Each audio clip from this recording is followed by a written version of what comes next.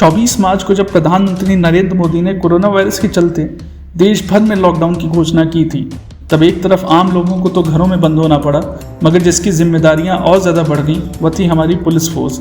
उन्हें रोज की तरह कानून व्यवस्था भी संभालनी थी, लोगों को घरों से बाहर निकलने से भी रोकना था और खुद अपनी सुरक्षा भी करनी थी। इसके बाद जब प्रवासी मजदूरों का रेला पूरे देश में चलना शुरू हुआ तो उनकी मदद के लिए भी पुलिसकर्मियों के हाथ आगे बढ़े।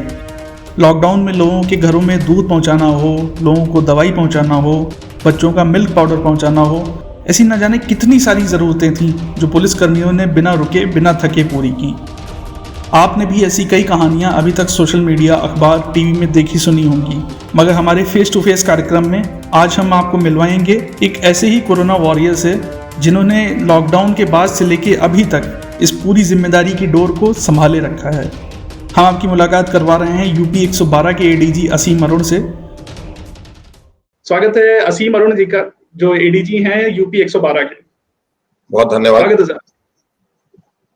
सर। हमारे दर्शकों को बताइए कि लॉकडाउन और कोरोना जैसी महामारी, कोरोना जैसी दोहरी चुनौती से आप और आपके पुलिसकर्मी कैसे निपटे? लॉकडाउन और कोरोना दोनों की जो शुरुआती चुनौती थी वो दो तरह से थी। एक ये कि किस तरीके से लॉकडाउन को सख्ती से लागू किया जाए जिससे कि लॉकडाउन सफल हो। दूसरी तरफ ये भी एक सत्यता थी कि लॉकडाउन से बहुत सारे लोग प्रभावित हो रहे थे और उनके घर पे खाना नहीं पहुंच पा रहा था, दवाई नहीं पहुंच पा रही थी और लॉकडाउन से ही उनको नुकसान हो सकता था। तो इन दोनों चीजों का संतुलन हमको बनाना था और पूरी सरकार के सामने और विशेषकर पुलिस के सामने ये चुनौती थी। और इसको मैं समझता हूँ कि 112 की पीआरवीज ने और पूरे उत्तर प्रदेश पुलिस ने बखूबी अंजाम दिया, क्योंकि लॉकडाउन को भी जो शुरुआत के जो सख्ती वाले सप्ताह थे उसमें अच्छे से इसको लागू भी किया गया। लेकिन इससे ज्यादा बड़ी बात है कि जिन लोगों को मदद चाहिए थी पुलिस की, वो मदद नियमित रूप से लोगों को पहुंचाई गई। मुख्यमंत्री जी ने एक निर्णय लिया कि पीआरवीज को खाद, खाने का सामान, राशन आदि दिया जाए और जहां जहां से कॉल आते हैं वहां पे खाना पहुंचाया जाए। तो इस काम को बहुत सिस्टमैटिक तरीके से किया गया और यहाँ तक कि बच्चों की दवाई या बेबी फूड ऐसे रिक्वायरमेंट भी हम लोग के पास आ रही थी और उनको सबको पहुंचाया गया। तो शुरुआती जो 4-5 सप्ताह थे कोरोना और लॉकडाउन के, उसमें ये चुनौतियां रही और इस तरीके से हमने इसका सामना किया। सर, शुरुआत में अप्रैल मई के महीने में यूपी 112 के कई कर्मचारी कोरोना पॉजिटिव निकले, जिसकी वजह से मुख्यालय को कुछ दिन के लिए बंद भी करना पड़ा सैनिटाइजेशन और बाकी कामों के लिए। लेकिन कॉल तो आनी ही थी, कॉल तो रुकनी नहीं थी। तो इस चैलेंज का कैसे इसको फेस किया आपने? क्या उसके लिए व्यवस्थाएं की? ये हमारी आंतरिक चुनौती रही शुरू से और फरवरी से ही हम लोग सिनेरियो बिल्डिंग, फोरकास्टिंग जैसे काम कर रहे थे और समझने की कोशिश कर रहे थे कि अगर कोरोना की स्थिति ज्यादा बिगड़ जाती है तो हम कैसे काम करेंगे। और ये मानते हुए कि 112 एक मिशन क्रिटिकल सर्विस है, इसको किसी भी हालत में बंद नहीं किया जा सकता है, तो कैसे काम करें। इसके लिए हमने एक ऑपरेशनल कंटिन्यूटी प्लान बनाया, जिसके तहत अब जहां हम हैं, मैं बहुत गहराई में जाना चाहूंगा, हमारे करीब 80% स्टाफ अपने घर से काम करते हैं। मतलब करीब 670 लोग हमारे यहाँ काम करते हैं और उसमें से करीब 600 लोग ऐसे हैं जिनको कि हमने घर पे टैब दिया है, 400 लोगों को टैब दिया है, बाकी लोगों को घर पे लैपटॉप या पीसी दिया है, इंटरनेट से जोड़ दिया है। और आप अब अगर 112 पे फोन मिलाएंगे तो बहुत संभावना है कि वो हमारी बिल्डिंग में कॉल ना सुना जाए और कोई महिला कर्मी हमारी साथी अपने घर से फोन उठा रही होंगी। आपको बिल्कुल भी महसूस नहीं होगा, आपको पता नहीं चलेगा, लेकिन अपने घर से ही इस तरीके से काम हो रहा है, फोन सुनने का भी और बहुत सारे और काम भी। हाँ, जो आईटी सपोर्ट वाले काम है, सर्वर्स को मैनेज करना है, कुछ और प्रशासनिक काम है, वो काम तो कार्यालय से ही होते हैं। लेकिन बहुत बड़ा हमारा जो वर्कफोर्स का हिस्सा है वो अब घर से ही काम करता है। तो ये वर्क फ्रॉम होम पुलिस में और 112 में एक्सपेरिमेंट हम लोगों ने किया हमारी। सर, अभी ये वर्क फ्रॉम होम, ये वर्क फ्रॉम होम जो 112 यूपी में है, ये अभी हम देख सकते हैं कि अभी और आगे बढ़ेगा क्या? जी, मैं बिल्कुल इसी तरह से हम लोग आजकल विचार कर रहे हैं, क्योंकि आपदा में अवसर की अगर मैं बात करूं तो ये टेक्नोलॉजी तो बहुत पहले से थी और हम लोगों को घर से ही काम करा सकते थे, पर हमने सोचा नहीं इस बारे में। पर अब जब कोरोना की मजबूरी आई तो हमने सोचा। अब जब कर रहे हैं तो हम महसूस करते हैं कि 8 घंटे की ड्यूटी के लिए हमारे कर्मियों को करीब 10 घंटे 11 घंटे घर से निकलना पड़ता था। अब घर में ही है और काम आसानी से हो रहा है। दूसरी बात ये होती थी कि हमारी कॉल की वॉल्यूम 24 घंटे बराबर नहीं होती है। शाम को ज्यादा लोग फोन करते हैं, सुबह ज्यादा करते हैं, रात को बहुत कम करते हैं, दोपहर में कम करते हैं। तो अब हमारे पास ये संभावना खुल गई कि हम क्यों 8 घंटे की शिफ्ट करें, हम शिफ्ट को ब्रेक कर सकते हैं। हमारे कर्मी 2 घंटे और 6 घंटे के ऐसे जिनको ब्रोकन शिफ्ट बोलते हैं, इसमें भी काम कर रहे हैं ताकि हम बेहतर सदुपयोग कर पाए। और इसका पूरी इस प्रक्रिया का एक फायदा है कि प्रदूषण कम हो रहा है, गाड़ियां हमारी इतनी कम चल रही हैं, पैसा भी बच रहा है। तो मजबूरन हमने ये काम शुरू किया, लेकिन इसके अच्छे परिणाम दिख रहे हैं। और हम तो अब ये विचार कर रहे हैं कि हम क्यों ना आने वाले समय में जब कोरोना की चुनौती पूरी भी हो जाएगी तो वर्क फ्रॉम होम बहुत सारे लोगों को ही रखें। सर 24 मार्च से पहले जब लॉकडाउन की घोषणा हुई थी या जो जनता कर्फ्यू था, उससे पहले के डेटा और आज के डेटा में कुछ अंतर है? कोई ऐसा आंकड़ा कि हाँ पहले कॉल कम आती थी या अब कॉल ज्यादा आ रही हैं? अब हमारे यहाँ जो कॉल आते हैं उनमें जितने कॉल्स पे गाड़ी भेजी जाती है, पुलिस रिस्पांस व्हीकल जाता है, उसको हम इवेंट बोलते हैं। तो ये हमारा मुख्य आंकड़ा इवेंट का होता है। सो फरवरी और मार्च यानी लॉकडाउन कोरोना से पहले अगर हम देखें तो 24 घंटे में 15 से 16 हजार इवेंट्स पूरे उत्तर प्रदेश में आते थे। लेकिन जब लॉकडाउन हुआ और खासकर लोगों को जब खाने की दवाई की कमी हो रही थी तो ये आंकड़ा 35,000 और कुछ दिनों में 40,000 तक पहुंच गया। लेकिन अब पुनः ये आंकड़ा करीब 20,000 19,000 के आसपास है। तो जो पहले का फिगर था 15-16 का, वो बढ़ा हुआ है करीब 25%, अभी भी बढ़ा हुआ है। लेकिन कुछ चरण थे, खासकर मैं अप्रैल के समय की याद करूं तो बहुत कॉल वॉल्यूम बढ़ गया था और उसके लिए भी हमने फिर निपटा। हमने अपने सोशल मीडिया से बहुत सारी कंप्लेंट्स को लेना शुरू कर दिया।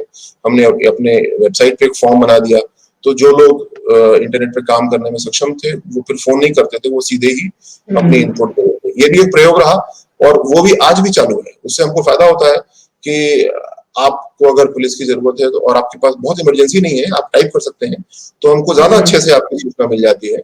और हमारी वेबसाइट पे ये फॉर्म बना हुआ है और उस पर लोग भरते हैं और कॉल टेकिंग का जो प्रोसेस है वो फिर हमने एक तरीके से आप ही को दे दिया कि आप स्वयं अपना डेटा भर दीजिए इसमें।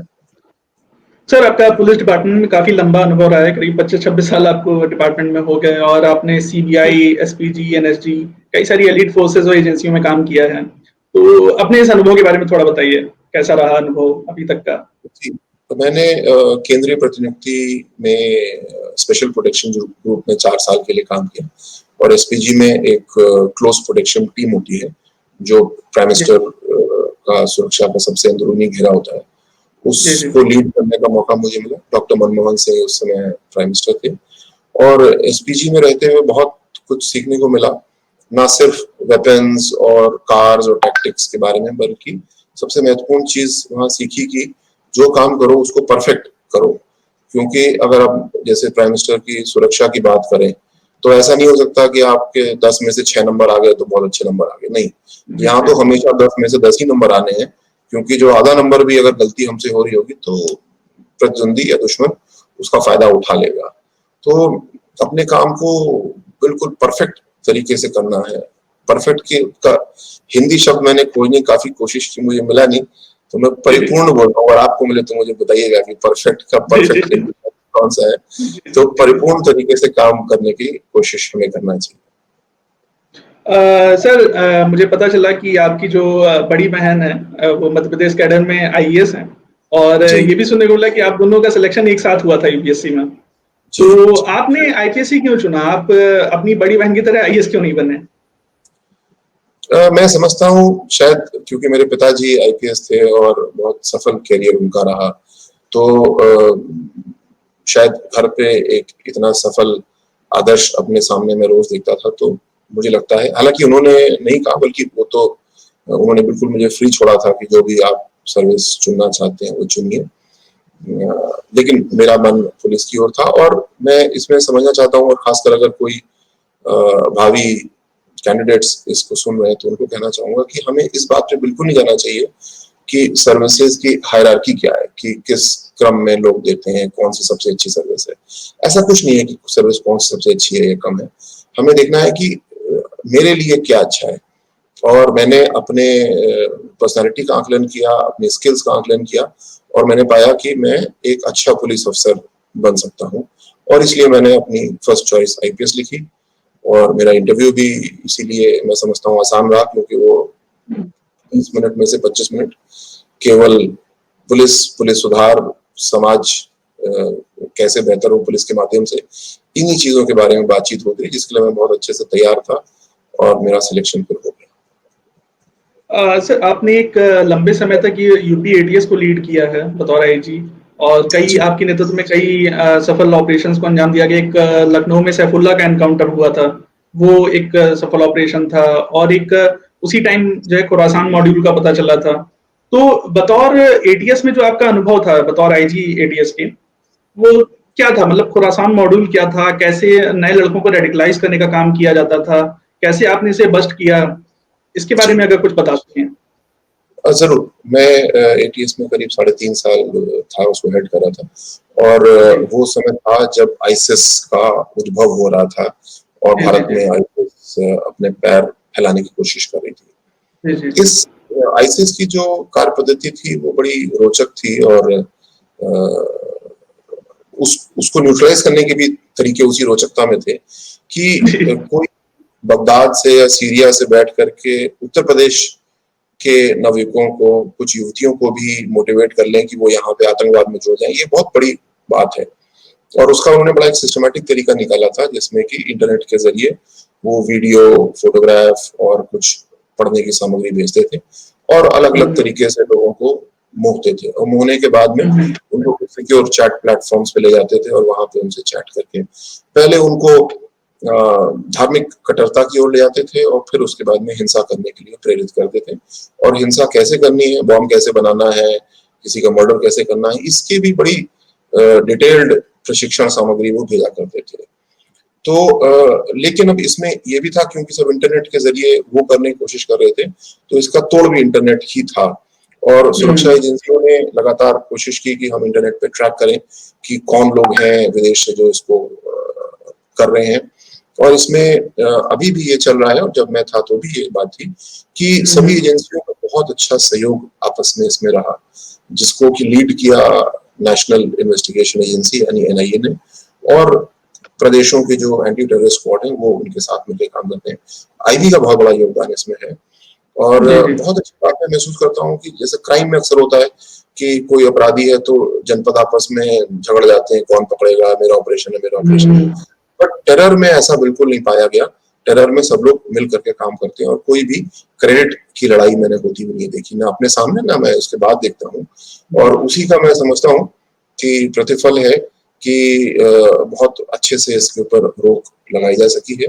और साथ साथ एक डी रेडिकलाइजेशन प्रोग्राम भी चलाया गया यूपी में, अभी भी प्रचलित है, जिसमें ऐसे लोग जिन्होंने आतंकवाद की ओर पहला कदम बढ़ाया था, यानी आईसिस से केवल जुड़ना शुरू किया था, उन्होंने कुछ उनकी सामग्री पढ़ी थी लेकिन उन्होंने कोई तैयारी नहीं की थी अभी आतंकवाद में जाने की, तो उनको जेल ना तो कानूनी रूप से भेजा जा सकता था, ना भेजना उचित था।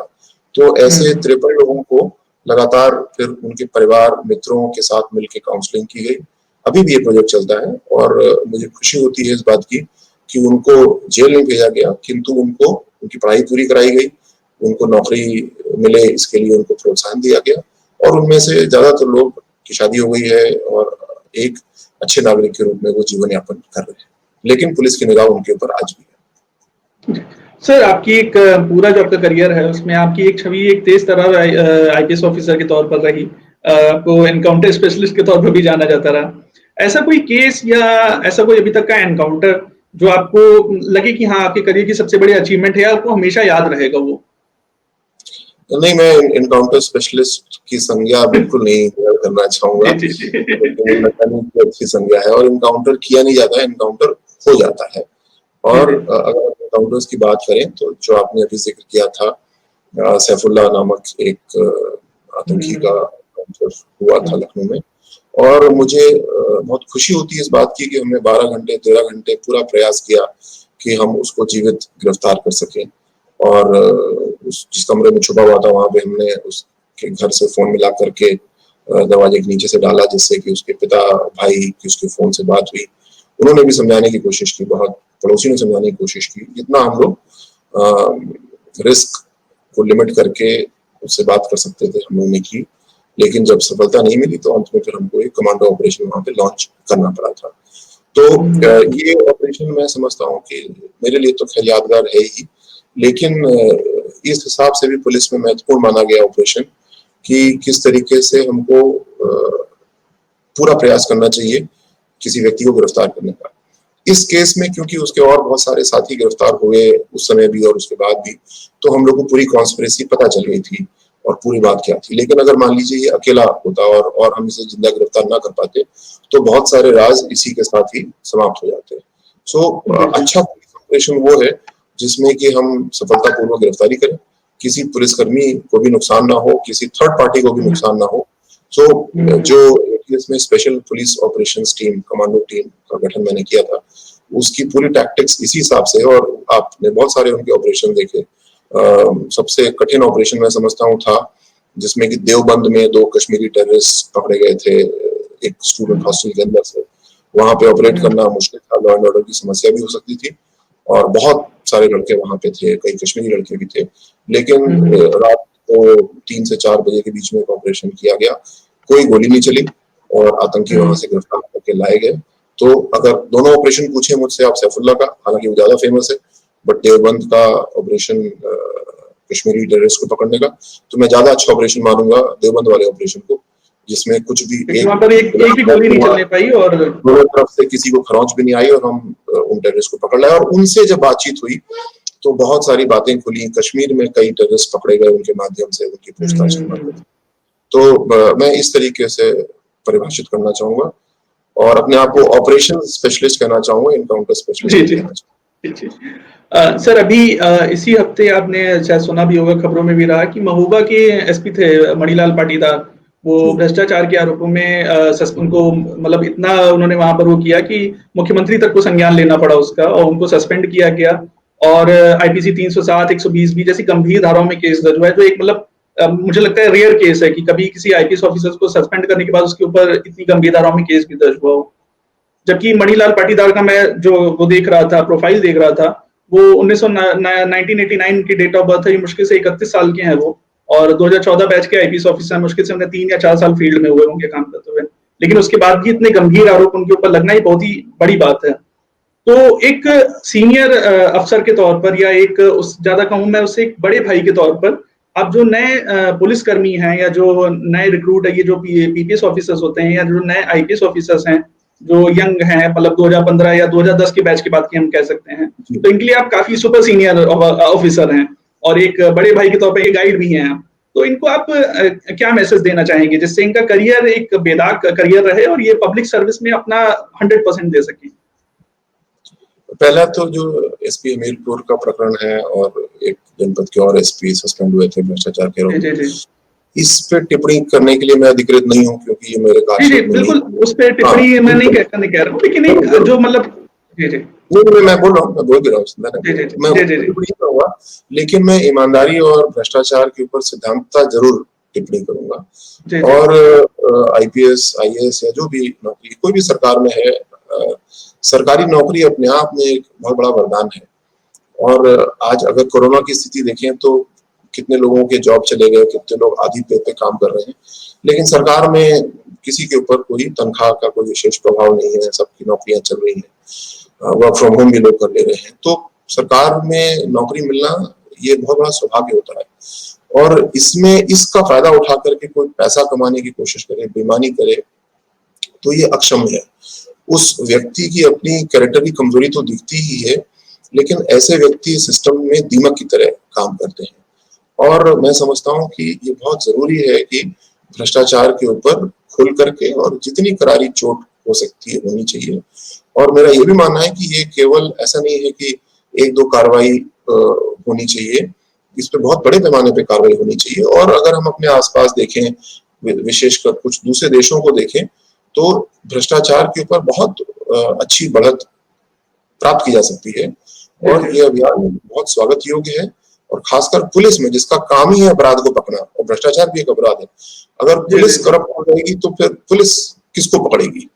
तो पुलिस करप्शन तो सबसे पहले रोका जाना चाहिए, और ये बहुत ही स्वागत योग्य है। रही बात अपने साथियों को एडवाइस करने की, तो सलाह जो मैंने दी कि हम ईमानदार हैं तो किसी के ऊपर कोई मेहरबानी नहीं कर रहे हैं, हमको अच्छी तनख्वाह मिलती है, सारी सुविधाएं मिलती है, और हमें बेईमान होने की कोई बंदिश, जरूरत, आवश्यकता नहीं है। हाँ, ईमानदार होने की जिम्मेदारी हमारी जरूर है, और जीरो टॉलरेंस नीति अपनाने की जरूरत है। अगर हमारे नीचे कोई बेईमानी कर रहा है तो हम कुचल मारें उसको, बिल्कुल बर्खास्त करें, उसको जेल भेजें। कोई उसमें ना संकोच हो, ना कार्रवाई में जरा सी भी ढिलाई हो। सर, आपने अपने करियर के शुरुआती दिनों में कई जिलों में पुलिस कप्तान के तौर पर काम किया, रेंज में भी आप रहे।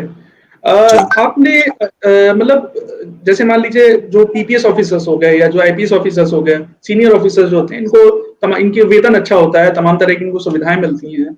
लेकिन जो हम बात करें सबसे नीचे के रैंक की, जैसे कांस्टेबल हो गए या हमारे हेड कांस्टेबल हो गए या बीट दरोगा हो गए, तो आपको लगता है कि अभी तक मतलब इनकी सुविधाओं में कुछ कमी है, या जैसे इनका जो एक कहा जाता है, कई पुलिस जो सुधार कमेटी बनी उनमें भी ये कहा गया कि सबसे जरूरी है कि इनकी सुविधाओं पे ध्यान दिया जाए, इनकी छुट्टियों पे या इनके वर्किंग आवर्स पे या इनके वीकली ऑफ पे ध्यान दिया जाए। और अभी जैसे पुलिस सिस्टम में सुलखान सिंह साहब जब डीजीपी थे तो उन्होंने वीकली ऑफ सिस्टम शुरू किया था एक प्रयोग के तौर पर, लेकिन बाद में पता नहीं उसका क्या हुआ फिर। तो आपको लगता है कि अभी निचले स्तर पे जो पुलिसकर्मी हमारे हैं, जो 24 घंटे तैनात रहते हैं, जो हमारा जैसे अगर मान लीजिए कोई पुलिस चौकी है हमारी होता है, तो आदमी सबसे पहले दौड़ के पुलिस चौकी ही जाता है, चाहे रात में 1 बजे अपराध हो, चाहे सुबह के 5 बजे हो, चाहे दोपहर के 1 बजे हो, उसको पता है कोई ना कोई वहां मिलेगा जो उसकी मदद करेगा। तो 24 घंटे पुलिसकर्मी तैनात रहते हैं, 24 घंटे का उनका काम है। आपको लगता है कि इसमें कुछ सुधार की गुंजाइश है अभी? इसमें बहुत सुधार की गुंजाइश है, सुधार बहुत सारा हुआ भी है, लेकिन मैं दूसरी तरह से परिभाषित करता हूँ। आप अगर किसी थाने पे जाएं, चौकी पे जाएं, तो क्या आपको वो संसाधन से संपन्न भवन लगता है? नहीं, आपको बहुत सारी कमियां वहां पे दिखती हैं। आप जो बैरिक देखते हैं जहाँ पे हमारा स्टाफ रहता है, वो भी अच्छा नहीं होता। दूसरा ये भी इसी पर बात कर रहा हूँ मैं ये भी परिभाषित करूंगा कि 10 लोग एक कमरे में रहें, ये भी कोई बहुत अच्छी बात आज के जमाने में नहीं है। कायदे में हर एक को कमरा मिलना चाहिए, बहुत से बहुत डबल रूम होना चाहिए, अटैच टॉयलेट होना चाहिए। और इसका एक, लेकिन ऐसा नहीं, काम नहीं हुआ है। आप एटीएस में कभी मेरे साथ चलेंगे, मैं आपको स्पेशल पुलिस ऑपरेशंस टीम का हॉस्टल दिखाऊंगा, तो आपको बड़ी खुशी होगी। आपको लगेगा जैसे कि किसी डिग्री कॉलेज का कमरा है, जहाँ पे एक 10 बाई 12 का लगभग कमरा दिया गया है, फर्नीचर है, अटैच टॉयलेट है, कूलर लगा हुआ है, गर्म पानी भी मिलता है उसमें। तो लेकिन ये पिछले 3-4 साल का निर्माण है। तो जो पुराने मानक थे, उस मानक के मुकाबले सरकार और विभाग अब बहुत आगे बढ़ के सोच रही है। हाँ, जो पीछे वाली जो हमारी कमियां हैं, उनको दूर करते करते समय लगेगा, क्योंकि ना तो एक साथ इतना पैसा मिल सकता है, ना एक साथ इतना निर्माण हो सकता है। बट ये जरूर है, मैं इसको यूं परिभाषित करता हूँ कि हमारे पुलिसकर्मियों को भी न्याय मिलना चाहिए। वो हम उनसे अपेक्षा करते हैं कि वो न्याय देंगे सबको, लेकिन उनको साप्ताहिक अवकाश नहीं मिल रहा है। अवकाश भी मिलने में कभी कभी मुश्किल हो जाती है, त्योहारों पे कभी भी अपने घर नहीं जा पाते हैं। तो ये चीजें हैं जो कुछ दिन तो चल सकती हैं, लेकिन महीने, साल, लगातार, दशकों अगर कोई इस तरीके से जिएगा तो निश्चित रूप से उसका मन भारी होगा, उसके ऊपर मनोवैज्ञानिक दबाव आ जाएगा, और फिर वो कभी ना कभी विस्फोट के रूप में नाराज हो जाएगा, किसी को डंडा मार देगा। तो फिर यही हम लोग देखते भी हैं, जो हम लोग देखते हैं कि किसी पुलिसकर्मी का गुस्सा फूट गया होता है। हालांकि मैं उसको डिफेंड नहीं करूंगा, वो गुस्सा भी नहीं फूटना चाहिए, लेकिन जो सेफ्टी वॉल्व होने चाहिए किसी भी इंसान को रहने, खाने, काम करने, रेस्ट करने, हंसने बोलने, रिक्रिएशन के लिए जो जरूरतें होती हैं, वो सब पूरी होनी चाहिए। और मैं आपको इसमें एक बहुत अच्छा अभी हाल का उदाहरण देना चाहूंगा। मुजफ्फरनगर के कप्तान हैं अभिषेक यादव जी, आपको मैं फोटोग्राफी भेजूंगा, आप यूज कर सकते हैं। उन्होंने एक अच्छी कैफेटेरिया शुरू किया है, पुलिस कैफे किया है अभी अपने पुलिस लाइन में, जो कि किसी भी कैफे से ज्यादा अच्छा होगा। और ऐसी चीजों की बहुत जरूरत है, और हमको अब अगर हम चाहते हैं कि हमारा सिपाही विश्व स्तरीय काम करे, तो हमको उसको विश्व स्तरीय सुविधाएं भी देनी होगी। सर, फाइनल यहाँ से समझ करते हैं हम। फाइनल सवाल है आपके लिए।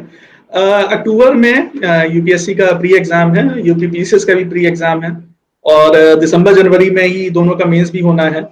तो आप जो नए कैंडिडेट जो आपकी तरह आईएएस आईपीएस बनना चाहते हैं, जो पीसीएस ऑफिसर्स बनना चाहते हैं, जो सेवा करना चाहते हैं पब्लिक की, उनके लिए क्या मैसेज, आप कोई फाइनल टिप्स देना चाहेंगे लास्ट मोमेंट की, या ऐसा कुछ जो मतलब सिलेबस के इतर हो, जो उन्हें एक अच्छा ऑफिसर बनने में या एक अच्छा कैंडिडेट बनने में या अच्छा कैडेट बनने में जो उनको हेल्प कर सके? जरूर, मैं दोनों बताऊंगा, अच्छा कैंडिडेट भी और एक अच्छे ऑफिसर के बारे में भी।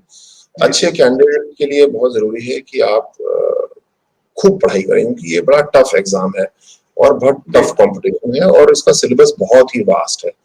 तो जो भी कैंडिडेट्स पढ़ते हैं वो बस सोना, खाना, नहाना और पढ़ना, बस जितना मतलब समय पढ़ाई को दे सकते हैं उतना देना पड़ता है, तभी जाकर के हम उस कंपटीशन में आगे निकल पाते हैं। यानी ये परीक्षा बहुत सारी चीजों को टेस्ट करती है, लेकिन सबसे बड़ी चीज टेस्ट करती है आपकी मेहनत करने की क्षमता। तो इसमें कोई चूक ना करें, आप बहुत मेहनत करिए, हो सकता है आप उतनी कर जाए कि आप टॉप कर जाएं, तो भी बहुत अच्छा है। दूसरी बात, एक अधिकारी के रूप में आप अपने आप से या समाज से क्या आकांक्षाएं रखें। मैं भी हाल में YouTube पे देख रहा था कई ऐसे यूपीएससी की कोचिंग या उस तरह के चैनल्स, तो मुझे दुख हुआ। मैंने देखा उसमें दिखा रहे हैं कि एक अधिकारी गाड़ी से उतरे तो वो दौड़ के चपरासी में दरवाजा खोला और वो पुलिस वाले आगे पीछे दौड़ रहे हैं। मतलब एक सामंतशाही कल्पना दिखाई गई। जो अधिकारी कर रहे हैं ऐसा, मैं उनकी भी निंदा करूंगा, ऐसा बिल्कुल नहीं होना चाहिए। हम लोग सरकार में हैं तो समाज को बेहतर बनाने के लिए हैं, ना कि खुद को हम कोई नवाब समझें और नवाब के आसपास चापलूस घूमे और बॉडीगार्ड घूमे। नहीं, ये हमारा काम बिल्कुल नहीं है और ऐसा बिल्कुल नहीं सोचना चाहिए। और मैं जो साथी परीक्षा दे रहे हैं उनको कहूंगा कि जो आप इस तरह से देखते हैं यूट्यूब पे कि दिखाया जा रहा है सामंतशाही रूप से अधिकारी चल रहे हैं, इस परिकल्पना के साथ नौकरी में बिल्कुल ना आए, क्योंकि आपको बुरा लगेगा। क्योंकि यहाँ पे जब नौकरी में आ जाते हैं लोग ऐसा करते हैं, उनको पसंद नहीं किया जाता। उनकी ऐसी गतिविधियां ना तो पब्लिक पसंद करती है, ना राजनेता पसंद करते हैं, ना मीडिया पसंद करती है। लोग जो पसंद करते हैं, सबऑर्डिनेट्स पसंद करते हैं, कोई नहीं पसंद करता उसको। ये बड़ी गैर प्रजातांत्रिक चीजें हैं, इसको तो हमें सिस्टमैटिकली खत्म करना है। हाँ, जो चीज लोग पसंद करते हैं, जो आप भी पसंद करेंगे, वो ये है कि आप सर्विस में आने के बाद में हमेशा नागरिक की आंखों से देखें। आपको तो सरकार ने गाड़ी दे दी, आप उससे चले जाते हैं, लेकिन जो टेम्पो में चलता है, जो बस में चलता है, उसको क्या कठिनाई आती है। बस में बैठने पे क्या कंडक्टर बदतमीजी करता है? बस में बैठने पे क्या महिलाओं को सीट दी जाती है, नहीं दी जाती है?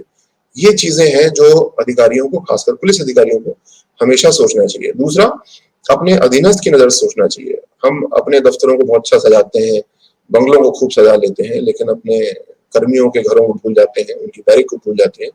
तो नागरिक की नजर से देखना है, अपने अधीनस्थ जो साथी काम करते हैं उनकी नजर से देखना है, और फिर हम पाएंगे कि हमारे काम अच्छे होते जाएंगे, हमारा सिस्टम मजबूत होता जाएगा और हम जिस लिए हमारा विभाग बनाया गया है, हमको भर्ती किया गया है, उन चीजों को हम बहुत अच्छे से पूरा कर पाएंगे। बहुत बहुत धन्यवाद सर आपका हमारे साथ जुड़ने के लिए, और बहुत बहुत शुभकामनाएं आपको। Thank you sir. बहुत धन्यवाद, थैंक यू। जिन बातों का हो आपसे सीधा सरोकार, बात समाज की हो या सवालों पर सरकार, हम तलाशेंगे हर जवाब असरदार। Face to face with NBT online.